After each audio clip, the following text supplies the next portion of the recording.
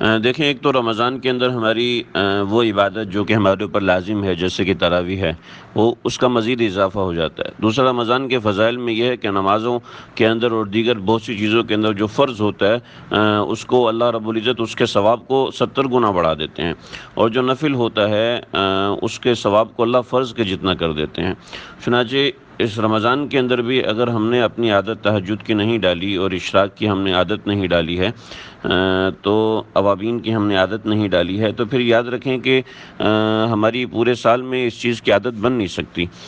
ہم چاہتے ہیں کہ تہجد پڑھیں، ہم چاہتے ہیں کہ اشراق پڑھیں، چاشت پڑھیں، اوابین پڑھیں، تو اس رمضان کے اندر عادت بنانے کے لیے یہ چیز بہت ہی کافی ہے۔ اس کے لیے ضروری یہ ہے کہ ہم رمضان سے 2-3 دن پہلے اپنی عادت کو بنانا شروع کر دیں۔ اس کا طریقہ یہ ہوگا کہ اپنے اوپر لازم کر لیں کہ میں نے تہجد کی 8 رکعت پڑھنی ہی پڑھنی ہے۔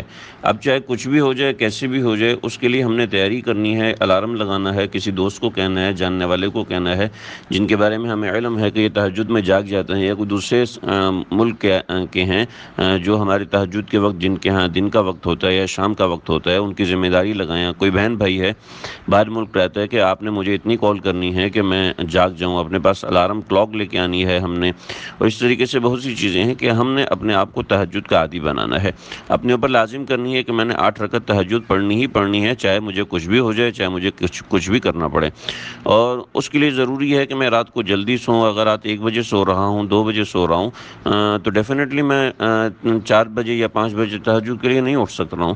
اس کے لیے ضروری ہے کہ ہم نے اپنا کھانا مغرب کے بعد کرنا ہے یا عشاء کے بعد کرنا ہے، تو جلدی کرنا ہے۔ جو ایسی ترتیب ہے کہ جو ہمارے صبح اٹھنے میں رکاوٹ ہے، اس ترتیب کو ہم نے اب تبدیل کرنا ہے۔ اگر ہم نے ابھی تبدیل نہیں کیا تو یاد رکھیں زندگی ایسی ہی گزرے گی۔ ایسا نہیں کہ کوئی ہماری زندگی میں بھونچال آئے گا جو ہماری زندگی کے اندر تبدیلی کرے گا۔ یہ بھونچال ہم نے خود لے کے آنا ہے، ہم نے خود اپنے اندر تبدیلی کرنی ہے۔ اگر ہم تبدیلی کرنے کو تیار ہیں تو پھر ہم آگے بڑھ سکتے ہیں۔ اگر ہم تبدیلی کرنے کو تیار نہیں ہے ذہنی طور پر، تو مشکل ہو جائے گا۔ تو ابھی ہمارے پاس 6-7 دن ہیں۔ جن لوگوں کی تہجد کی عادت ہے ان سے مدد لیں، جن لوگوں کی عادت نہیں ہے ان کو چاہیے کہ نمبر 1 تو اللہ سے مانگیں، اس کے ساتھ ساتھ رجوع اللہ بڑھانے کے ساتھ ساتھ اسباب بھی اختیار کریں کہ ہم اپنا فریم ورک ایسا بنائیں کہ ہم تہجد میں آنکھ کھل سکے۔ تہجد میں اٹھنے سے پہلے ہماری 4 سے 5 گھنٹے نیند پوری ہو چکی ہو۔ جب 4 سے 5 گھنٹے نیند پوری ہوگی تو 1 گھنٹہ نیند کی قربانی دینا کوئی مشکل نہیں ہوتا۔ دن میں قیلولہ کرنا پڑتا ہے، یہ تہجد ہے۔ ٹھیک ہے، اس کے بعد اشراق ہے۔ دیکھیں فجر کے بعد سونا مکروہ ہے، فقہا نے اس کو بہت ہی برا لکھا ہے۔ تو فجر کے بعد سونے کی ترتیب ہم نے اس رمضان میں نہیں بنانی ہے۔ ہم نے بھلے سے پوری رات ہم جاگے ہیں کسی وجہ سے یا کوئی ایسا معاملہ ہے، سر گھوم رہے، چکر آ رہے ہیں، لیکن اگر ہم نے اپنے اوپر سختی نہیں کی تو ہم اپنے آپ کو نماز کا عادی نہیں بنا سکتے۔ تو دیکھیں، ایک تو تہجد میں اٹھنا ہے، دوسرا ہم نے اشراق پڑھنی ہے، تیسری نماز چاشت کی ہوتی ہے لیکن وہ 10-11 بجے کا وقت ہے۔